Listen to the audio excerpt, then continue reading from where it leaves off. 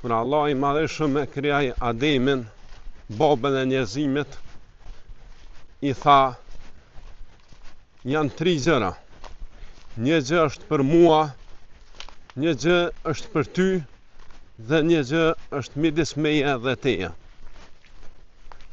Pastaj ja sëron. I thot, aja gjë që është për mua është që të më adhurash mua dhe të mos më bësh shok asgjë në adhurim. Aja që është për ty është që çfarë do lloj vepre që të veprosh, unë do të shpërblej për ta.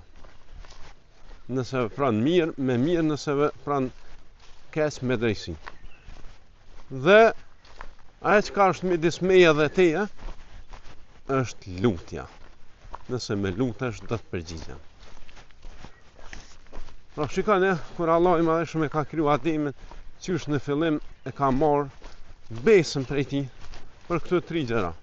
Ma gjëja e parë është ajo për çfarë edhe na ka kriju Zoti, që ne ta adhurojmë atë, ta dojmë atë, ta shpresojmë dhe të friksohemi prej tij. Ky është qëllimi për çfarë na ka kriju. Ai lart madhëshëm thotë: "Wa ma khalaqtul jinna wal insa illa liya'budun." Unë nuk i krijova gjindët dhe njerëzit vetëm se të më adhurojnë mua. Prandaj kjo është qëllimi i krijimit. Subhanallahu, Allah na ka kriju. Ai është krijuesi. Ne duhet të nënshtrohemi atij. Të bëjmë islam ndaj tij, pra të dorëzohemi atij siç i dorëzohet çdo krijesë. Pastaj gjëja e dytë tha, ajo që është për ty o Adem, edhe pas ashtu dhe tu, është që çka do të vepron, do shpërblesh për ta. Mirësia e Allahut është e madhe. Kush vepron një vepër të mirë, ajo i 10 fshohet. Kurse kush e vepron një vepër të keqe, ose i falet, ose dënohet vetëm për të. Kurse në asnjë rast vepra e keqe nuk 10 fshohet. As nuk dyfishohet e mos flasim për më shumë. Shikoni begatina e Allahut, mëshira e tij atë ka lënë hidhrimin e tij. Prandaj me vërtetë është i dështuar ai i cili një shet jam poshtin 10 shet. Dhe në fund tha, është një gjë që është midis meje dhe teje.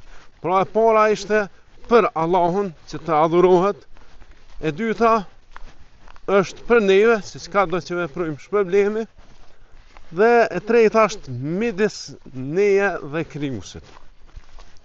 Kjo është ajo lidhja më fort, lidhja më sekrete midis robit dhe krijuesit, është lutja.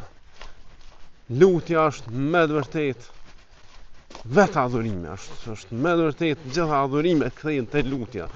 Është një sekret. Nuk ka gjë më fisnike tek Allahu se lutja. Prandaj lut në rab të Allahut, lut nëse nuk humni asnjëherë.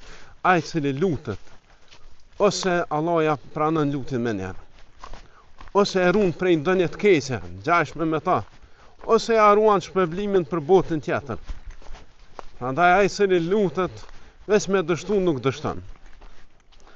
Dështon ai cili thot, u luta nuk më përgjigj. Ja, mos thuaj kur kështu, bëu këmbë golç. Nëse është hajër, Zoti do ta mundsoj, hera ta vonë. Nëse nuk është, ndoshta të humbi ndonjë të keqe, apo edhe më mirë ta ruan shpërblimin për botën tjetër. Kështu që lut në orën të Allahut dhe dine që Allah është afër neve.